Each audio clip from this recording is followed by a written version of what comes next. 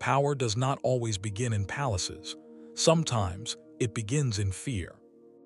In the cold Muscovy of the 16th century, where winters seemed endless and the walls of the Kremlin rose like stone against the world, a boy was born destined to rule an empire.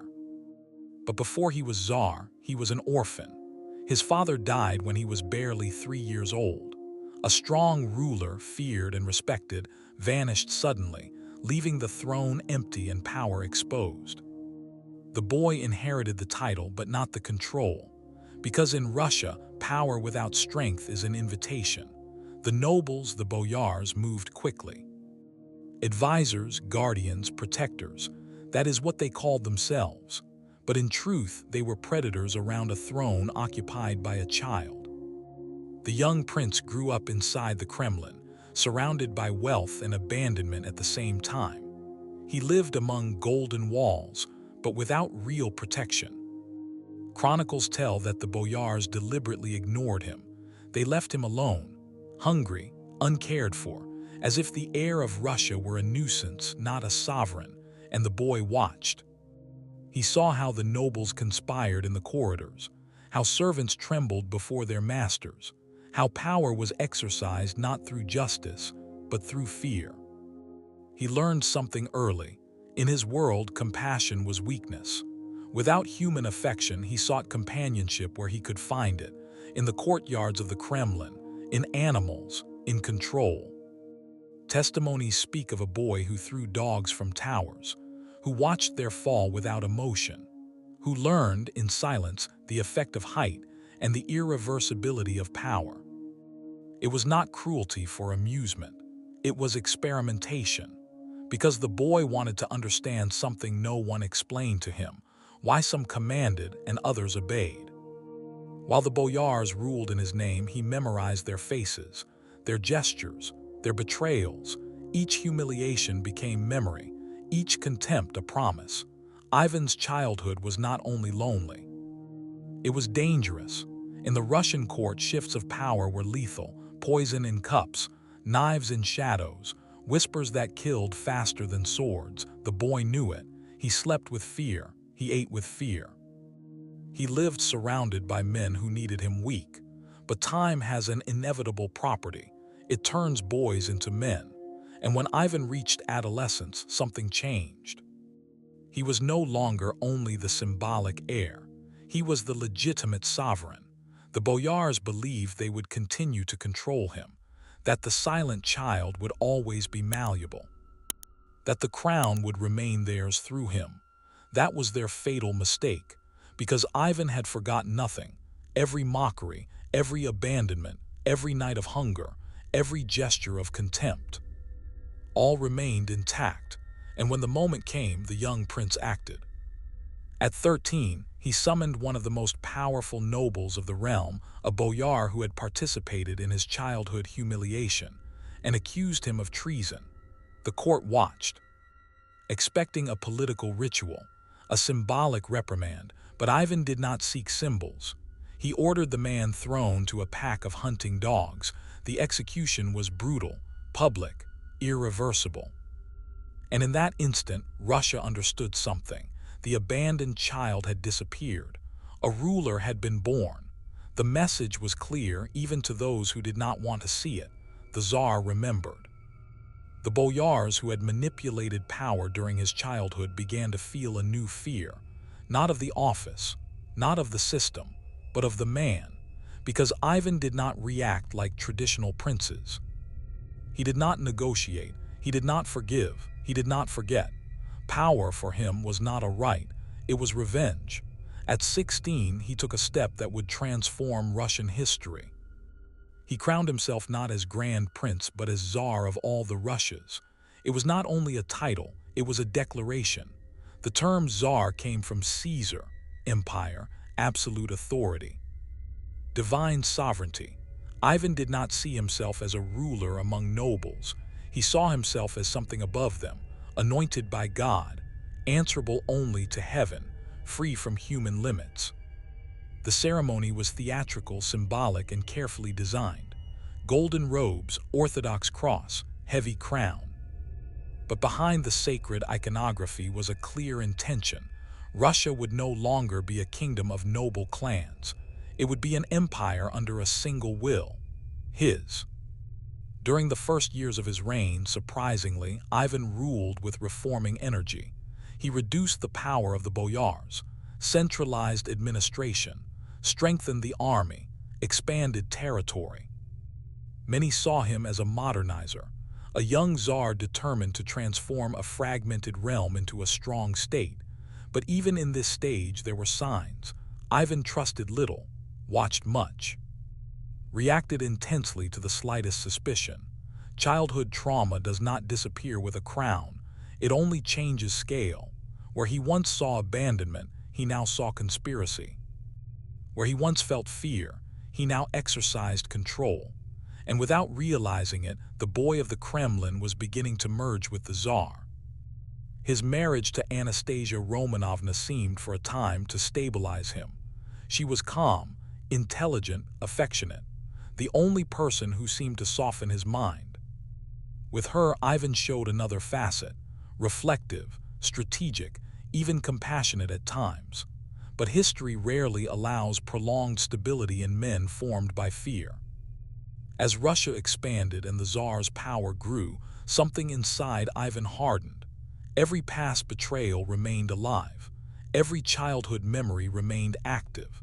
Every noble was potentially an enemy. Absolute power did not heal his wounds. It amplified them. Because Ivan did not seek only to rule. He sought to ensure he would never be vulnerable again. And that difference is subtle but dangerous. A ruler seeks stability. A wounded man seeks total control. He was not yet the terrible. He had not yet created the systematic terror that would define his name. He had not yet turned fear into policy. But the path was drawn. The boy who had learned that the world was divided between dominators and dominated now had an empire. And in his mind, the lesson was irreversible. He who does not control is destroyed. The rise of Ivan IV was not only the story of a prince who became czar. It was the story of trauma that found power. And when trauma rules, history rarely ends in balance. Power does not transform a man. It reveals what was always there. In the early years of his reign, the young czar seemed to fulfill the promises of stability Russia had awaited for decades. Reforms advanced. Military campaigns expanded borders. The state strengthened. From the outside, Ivan IV appeared a ruler in ascent. From within, something else was forming. Because absolute power does not eliminate fear, it redefines it. Where he once feared the nobles, he now feared betrayal.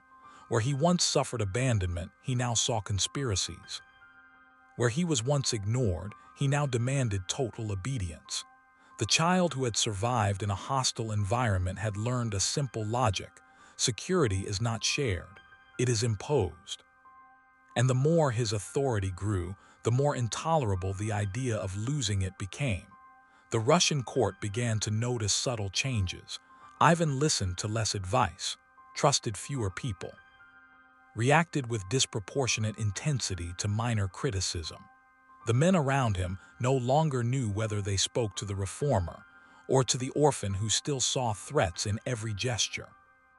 Yet there was an anchor in his life, Anastasia. His wife was not only consort, she was emotional stability, she was trust, the only voice Ivan seemed to accept without suspicion.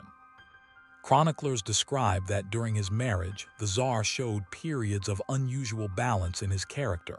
He focused on governance, showed patience, even a certain moderation.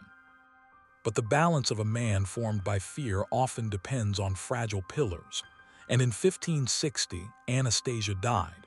The exact cause was lost to history, but in Ivan's mind the explanation was immediate: poison. Not accident, not illness, murder, and not just any murder, a plot. Childhood trauma found adult confirmation. From that moment, something broke. The Tsar, who had tried to build a state, began to see his own realm as hostile territory. The court ceased to be government. It became threat. The boyars, who already feared his long memory, now feared something more dangerous: his paranoia. Ivan withdrew for months, isolated, unstable, consumed by the conviction that his enemies were everywhere. It was not normal political suspicion. It was personal, because Anastasia had not been only his wife. She had been his only real emotional security. Without her, the world again resembled the Kremlin of his childhood, a place where no one was trustworthy. When he emerged from that period of mourning, Russia found a different czar: colder, more unpredictable, more absolute. Ivan began to speak of internal betrayals with increasing frequency. He became convinced that the nobles conspired not only against his power, but against his existence. The line between real threat and imagined threat began to blur. And when an absolute ruler loses that distinction, the result is rarely moderate. In 1564, something occurred that shocked Russia. The Tsar abandoned Moscow. He withdrew with his family and treasures to Alexandrov, a remote fortress, and from there he sent letters to the realm. In them, he accused the boyars and clergy of treason, corruption, and disloyalty. He declared he could no longer rule among enemies. It was a brilliant maneuver, and a dangerous one. Because the absence of the Tsar revealed the vacuum of power, Russia without Ivan stood exposed to political chaos.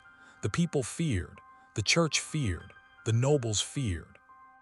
And they begged for his return. Ivan accepted, with conditions. He demanded absolute power to punish traitors without interference. He demanded his own territory under direct control. He demanded the right to act outside traditional laws.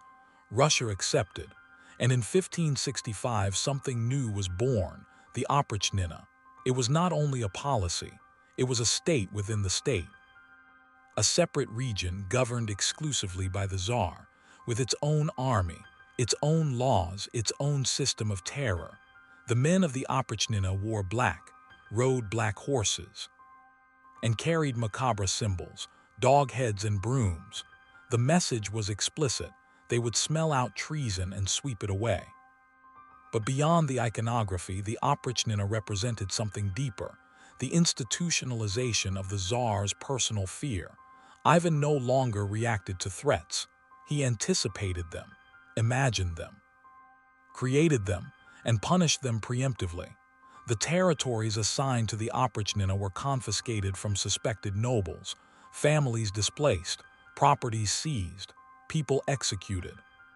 Sometimes with evidence, often without, because in Ivan's mind treason did not require proof, only possibility.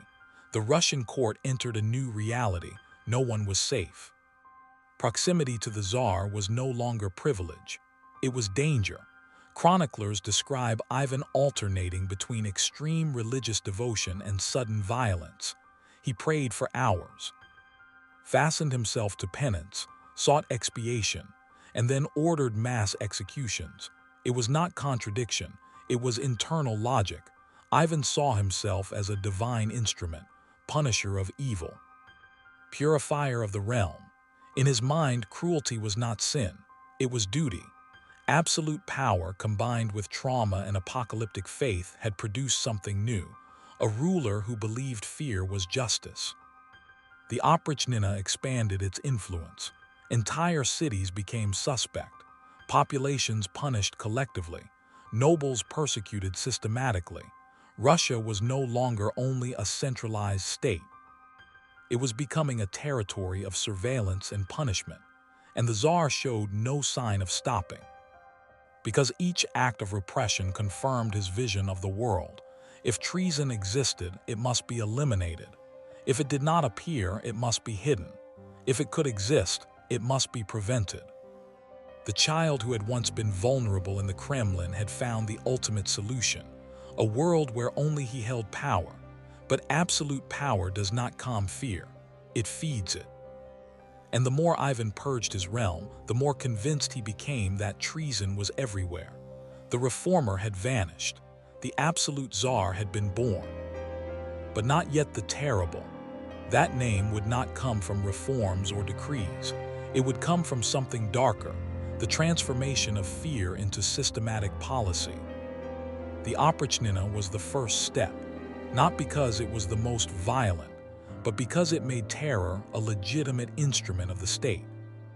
And when terror becomes system, cruelty ceases to be accident, it becomes an era. Terror does not appear suddenly. It settles slowly, first as exception, then as method, and finally as normality. For Russia, that normality arrived with the Oprichnina. What began as the Tsar's personal tool to punish traitors soon transformed into an autonomous system of violence. An apparatus that no longer required proof, nor limits, nor pause, because when absolute power creates an instrument of terror, that instrument inevitably demands to be used. The black-clad men of the Oprichnina moved through the realm like a permanent shadow. They entered cities without warning, confiscated property, arrested entire families, executed in public. And they did so in the name of the Tsar. The message was clear. Loyalty was no longer sufficient. Suspicion was enough. Nobles lived in constant anxiety. A rumor could destroy a house. An accusation could erase generations. A gesture interpreted as arrogance could be sentence. The Russian court ceased to be a place of power. It became a space of survival. The boyars learned to speak little, to look at the ground, not to stand out, not to be remembered, because in the Russia of Ivan IV to be visible was dangerous, and the Tsar watched. Chroniclers describe that Ivan took pleasure in staging punishments. He did not only order executions, he witnessed them, sometimes participated, because terror did not only need to exist. It needed to be seen. The power of fear lies in its visibility. Processions of the condemned crossed cities. Bodies were displayed, properties destroyed publicly. Each act was a political message. The Tsar sees all. The Tsar punishes all. The Tsar forgives nothing. But even within that system, there was a turning point: Novgorod. In 1570, Ivan became convinced that the ancient city, rich, independent, historically proud, conspired to betray him and join Lithuania. There is no solid evidence of such a conspiracy. But in the Tsar's mind, possibility was enough. Treason did not need to exist, only to be imaginable. Ivan marched on Novgorod with the Oprichnina, not as ruler, as punisher. What followed was one of the darkest episodes of his reign. For weeks, the city was subjected to systematic terror. Monasteries looted, nobles executed, merchants tortured to confess conspiracies. Entire families thrown into the frozen river. Exact numbers were lost in conflicting accounts, but modern estimates speak of thousands dead. It was not battle. It was not limited repression. It was deliberate destruction. Ivan attended interrogations, executions, processions of the condemned, not as distant observer, as active participant in punishment. The Tsar, who had reformed laws, now presided over torture. The city that had been pride of Russia was left devastated economically and demographically, but more importantly, it was marked. Novgorod became symbol, not of rebellion, of warning. The message to the rest of the realm was unequivocal. If even Novgorod could fall, no one was safe, and fear became total. After Novgorod, the Oprichnina was no longer instrument. It was atmosphere. Cities obeyed without resistance. Nobles submitted preemptively. Accusations multiplied. Because absolute terror has an inevitable effect, victims begin to reproduce it. To survive, some denounced others. Rivals accused rivals. Neighbors pointed at neighbors. Suspicion became political currency. And this reinforced Ivan's vision: if all accused, all must be guilty. The circle closed. Violence was no longer response. It was logic. Yet while terror expanded, Russia began to weaken. The Oprichnina had destroyed administrative elites, confiscated productive lands, disorganized regional economies. Fear paralyses not only rebellion, It also paralyses initiative. Officials feared deciding, generals feared acting, nobles feared administering, because any error could be interpreted as treason. The state became rigid, inefficient, fragile, but Ivan did not see it. In his perception, terror was stability, obedience was order, submission was loyalty. Structural reality was hidden beneath superficial stillness. And then came another test. In 1571, the Crimean Tatars attacked Moscow. The Russian army, weakened by purges and disorganization, could not stop them effectively. The capital was burned. Tens of thousands died or were captured. It was catastrophe. The system of internal terror had not protected the realm from the external enemy. For the first time, Ivan's logic faced visible contradiction. He had destroyed imagined threats and weakened real defenses. The Oprichnina had not strengthened Russia, it had fractured it. And although the Tsar did not immediately abandon terror, something began to change. The accumulated evidence was undeniable. The apparatus he had created was no longer a useful tool. It was burden. In 1572, the Oprichnina was formally abolished, not from moral repentance, from functional failure, but the damage was done. The Russian aristocracy had been devastated, the economy altered, social trust destroyed, administration weakened, and Ivan himself had crossed an irreversible internal point, because systematic cruelty does not disappear when the structure stops. It remains in the mind of the ruler. The Tsar who had presided over Novgorod could not return to reformer. Fear had ceased to be tool, it was identity. Later chroniclers called him Grozny, often translated as terrible. But the original sense is more complex, formidable, fearsome, imposing, not only cruel, terrifying in power. Ivan IV was no longer simply Tsar of Russia. He was embodiment of state fear. And though the Oprichnina had ended, the era of cruelty had not concluded. Because the greatest legacy of terror is not the institution, it is the ruler transformed by it. The abandoned child had created a world where no one could abandon him. The orphan had built a realm where no one could betray him. The Tsar had turned fear into system, but the cost was profound: a weakened state, a traumatized society, and a ruler increasingly isolated. Cruelty had reached its peak, and as always with systems based on fear, the fall had already begun, though no one could yet see it. The fall rarely begins with defeat. It begins with invisible cracks. After the abolition of the Oprichnina, Russia did not return to normal because normality had been destroyed. Cities still stood. Institutions existed. The throne remained firm. But the fabric that sustains a realm, trust, cooperation, stability, had been eroded by years of terror, and the Tsar perceived it. Ivan IV no longer ruled a vibrant state. He ruled a silent territory. Nobles obeyed but without conviction. Officers acted but with fear. Advisors spoke but with extreme caution. Visible loyalty concealed deep resentment. And the Tsar, whose mind had been shaped by suspicion since childhood, felt it in every interaction. The problem with fear as political foundation is that it never produces real security. It produces stillness, and stillness resembles contained treason. Ivan began to see decay where he once saw conspiracy, weakness where he once saw challenge, failure where he once saw threat. The empire he had purged did not flourish, it stagnated. The wars in Livonia dragged on without decisive success. Resources declined. Campaigns demanded more and yielded less. The Tsar, who had believed terror would purify the state, faced a different reality. He had destroyed the dynamism he needed to sustain it, and that recognition did not produce moderation. It produced frustration. Ivan was aging, not only in years but in psychological erosion. Chronicles speak of a ruler increasingly volatile. He alternated periods of extreme religious fervor with episodes of uncontrolled fury. He prayed for hours, fasted, mortified himself, and then suddenly punished those around him.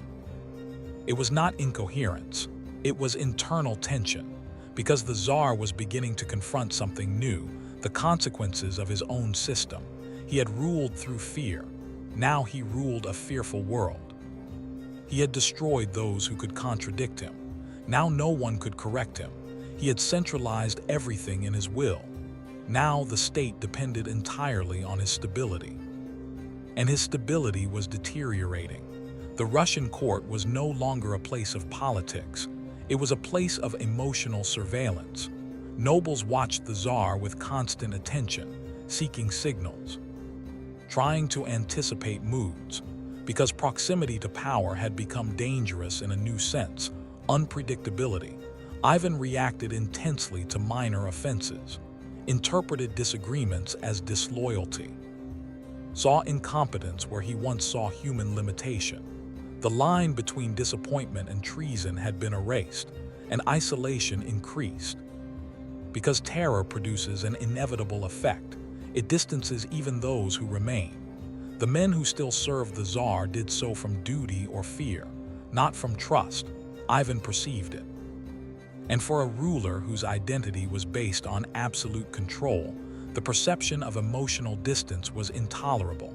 He began to withdraw more frequently, to live in enclosed spaces, to surround himself with few. The court shrank, the inner circle narrowed, the empire remained vast, but the Tsar was becoming solitary, yet the deepest crack was not in the state. It was in succession. Ivan had sons, potential heirs, dynastic continuity, but the system he had created depended on something that could not be inherited, his personal fear. The princes grew up in a court dominated by terror, observing purges, punishments, paranoia, learning that power was dangerous. It was not an environment that produced dynastic security. It produced anxiety. The Tsar perceived it. He saw weakness in his sons, indecision, emotional fragility, and it enraged him, because the empire he had built demanded absolute strength. And he was not certain the next generation could sustain it. The tension between Ivan and his heir, Tsarevich Ivan Ivanovich, grew over the years. The prince was competent, capable, respected, but also independent in judgment. And in the Tsar's mind, independence was always potential threat. Chroniclers describe frequent arguments, disagreements over policy, over war, over administration. Nothing extraordinary in a court except that in the Russia of Ivan IV, disagreement was not merely difference. It was challenge, and the Tsar did not tolerate challenge. The final crack approached. In 1581, the episode occurred that would symbolize Ivan's personal fall. The most accepted account relates that the Tsar, in a burst of fury, struck his pregnant daughter-in-law for considering her clothing inappropriate. The heir confronted his father. They argued.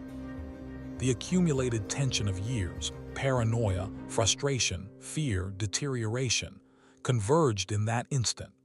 Ivan IV raised his metal-tipped staff and struck his own son on the head. The blow was fatal.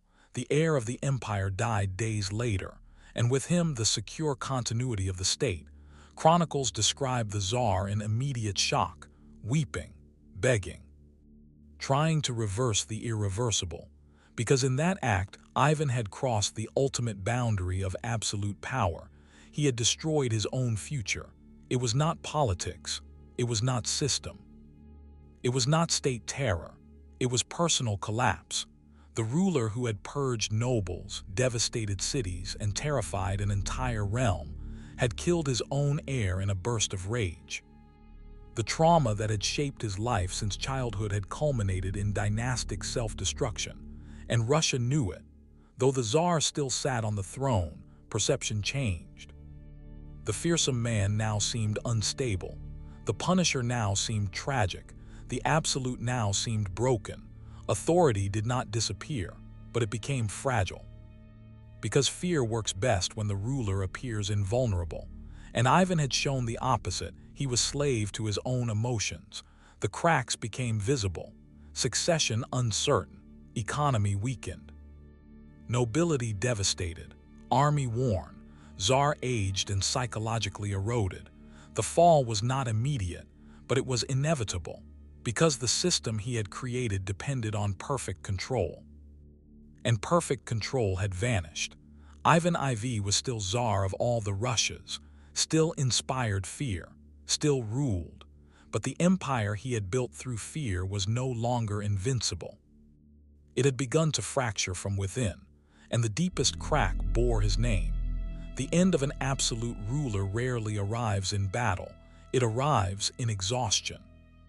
After the death of his son and heir, something in Ivan IV dimmed, not immediately, not visibly to all, but irreversibly. Because the Tsar who had ruled through fear had committed the act no system can absorb, he had destroyed his own continuity. The blow that killed the Tsarevich had not only ended a prince. It had fractured the future of the empire. Russia still had an heir, Fyodor, but the contrast was evident. Where the dead son had been strong and capable, Fyodor was pious, passive, and politically weak. A man more inclined to prayer than to power. Ivan knew it, and that certainty became his final torment. The Tsar who had dedicated his life to controlling every variable of the realm now faced something uncontrollable, the inevitability of his own disappearance. The court perceived the change. The ruler who once dominated every space with fierce energy now showed visible fatigue. His movements were slower, his outbursts of rage less frequent but more hollow, his decisions less firm. The terror had not disappeared, but it had lost intensity, because the fear Ivan projected had always fed on his inner conviction, and that conviction was eroding. The Tsar began to spend more time in religious practices, confession, fasting, rituals of penance. It was not calm devotion, it was expiation. Because Ivan, who had justified his cruelty as divine duty, now faced the possibility of spiritual judgment. Chronicles speak of a man obsessed with sin and eternal punishment, who saw omens, who consulted astrologers, who feared damnation. It was not full repentance, it was final fear. The ruler who had terrified an entire realm now feared something no power could subdue: death. Physically, he was also deteriorating. A life of tension, rage, and exhaustion had left marks: persistent pains, inflammation, chronic fatigue, possible cumulative poisoning from medicines of the era. The Tsar's body reflected the state of the empire, exhausted yet still standing. Meanwhile, the realm silently prepared for the after. The nobles who had survived the terror watched cautiously. Advisors calculated scenarios. Factions began to position themselves, because all understood something Ivan had tried to avoid his entire life: absolute power does not survive its bearer. The system he had created depended on his constant presence, his will, his fear, and that presence was fading. The Tsar tried to maintain control. He continued supervising affairs, signing decrees, intervening in politics, but his authority no longer emanated as before. It was sustained by inertia. The court obeyed, but with eyes toward the future, not toward him. Ivan felt it. And for a ruler whose identity was absolute power, sensing emerging irrelevance was intolerable. His final years were a mixture of residual control and progressive decline. There was no sudden collapse, there was erosion. In 1584, the end came. The most widespread account describes the Tsar playing chess in the Kremlin, a game he deeply valued: strategy, control, dominion of the board. He prepared to move a piece and collapsed. He died shortly after. The exact cause remains debated: stroke, chronic illness, possible poisoning. History did not resolve it with certainty, but the symbolism was clear. The man who had ruled Russia like an absolute board fell in the middle of the game. No battle, no visible conspiracy, no public drama, only final exhaustion. The reaction in Russia was complex. There was no open celebration. Fear accumulated over decades does not vanish in an instant. But neither was there the paralyzing terror that had defined his reign. There was something different: uncertainty. Because with the death of Ivan IV, not only a ruler disappeared, the center of the system disappeared. The Tsar had destroyed elites, independent institutions, and shared structures. He had concentrated everything in himself, and now that self no longer existed. Fyodor I ascended the throne, but the contrast was absolute. Where Ivan had been imposing, Fyodor was gentle. Where Ivan was feared, Fyodor was respected, but not obeyed through terror. Where Ivan dominated, Fyodor delegated. The empire still existed, but the logic of power had changed immediately. The fear that had sustained the system could not be transferred. The men who had trembled before Ivan did not tremble before his son, and that revealed the structural truth. Russia had not been a strong state under Ivan. It had been a state dependent on his personal fear. With his death, that artificial cohesion began to loosen. The nobility regained influence. Factions grew. Administration showed weakness. The empire did not collapse immediately, but it lost its axis. The end of Ivan IV was not military defeat, nor revolution, nor deposition. It was something deeper: the extinction of a system that functioned only with him. The Tsar, who had wanted to control everything to the last gesture, had discovered the ultimate limit of power. It cannot survive its own mortality. Ivan IV died as he had lived, surrounded by symbols of authority, within the Kremlin, at the center of the empire. But the empire he left behind was no longer the same one he had tried to dominate. The era of terror had ended with its bearer, and Russia was entering something new: not peace, but vacuum. History often simplifies powerful men: heroes or monsters, builders or destroyers. Ivan IV seems to fit easily into one category: the tyrant, the Tsar who terrorized his nobility, who devastated cities, who institutionalized fear, who killed his own son. For centuries, that image dominated his memory: Ivan the Terrible. And yet, history rarely ends where we think. Because when the noise of terror fades and time widens perspective, something more complex emerges. The reign of Ivan IV was brutal. That does not change. But it was also transformative. And that is the uncomfortable contradiction. Before Ivan, Russia was not a unified empire. It was a fragile mosaic of principalities, rival elites, and structures inherited from medieval ruse. Power was fragmented, authority negotiated, the state weak. Ivan destroyed that order, not through consensus, through fear. By eliminating the independence of the boyars, he centralized power in the figure of the Tsar. By subduing regions, he integrated territories under a single authority. By creating direct administration, he replaced dispersed feudal structures. He did it brutally, but he did it. Russia ceased to be an aristocratic confederation. It became a centralized autocratic state, and that model, not terror itself, but centralization, survived Ivan. That is the first turn. The system born from fear became lasting structure. Later Tsars did not inherit his paranoia or his extreme cruelty, but they inherited the apparatus he had created: an undisputed central power. Modern Russian autocracy begins with Ivan IV.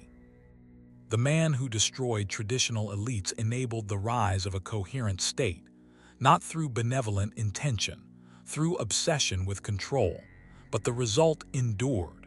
The second turn is territorial. Under Ivan, Russia expanded decisively eastward. The Tatar Khanates of Kazan and Astrakhan were conquered, the Volga route secured, the gateway to Siberia opened. Before him, Muscovy was a regional kingdom. After him, Russia began to become a continental power. Later expansion to the Pacific rested on the initial conquests of his reign. The Tsar, who ruled through internal terror, initiated the external projection that would define Russia for centuries. not through humanist vision, through imperial ambition. But the resulting geography remains. The third turn is psychological. The trauma that shaped Ivan's vulnerable childhood, unlimited power, paranoia, generated a political model Russia would repeat: the absolute ruler as the center of the state. The Tsar as total figure, not only political but existential. That archetype did not end with Ivan, it became pattern. Later Tsars and even modern leaders would operate within the logic he crystallized: the state as extension of the ruler's will. Ivan did not invent absolutism, but he made it irreversible in Russia.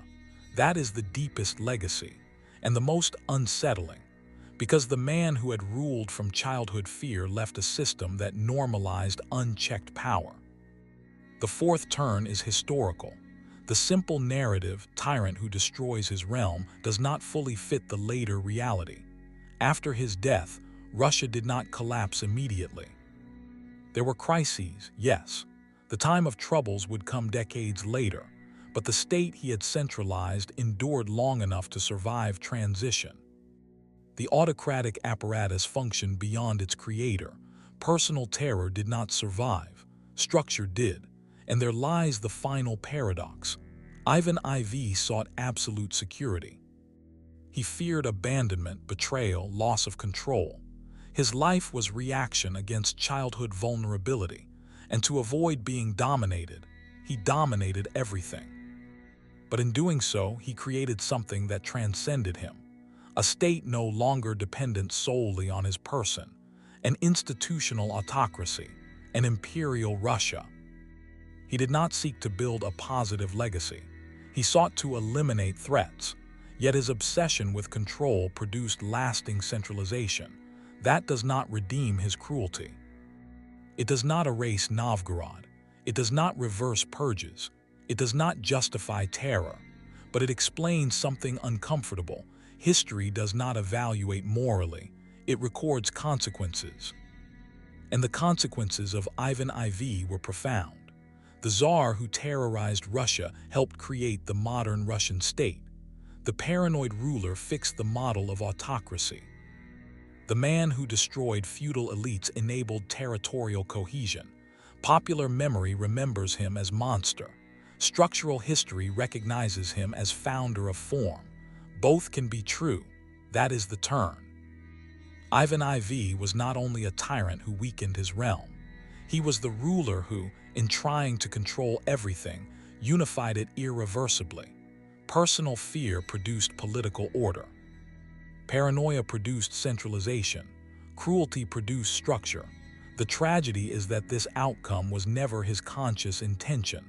Ivan did not seek to build Russia. He sought to protect himself. But by protecting himself without limits, he created a state without limits. And that state survived centuries. History rarely grants moral coherence. Sometimes the most enduring systems are born from the most broken men. Ivan IV fell. His dynasty weakened.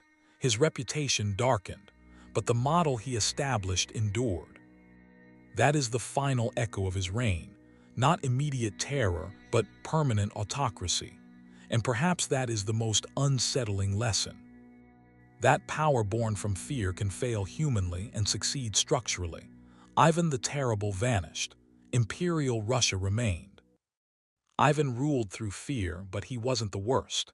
There was someone who turned fear into a weapon, and his story is even darker: Vlad the Impaler.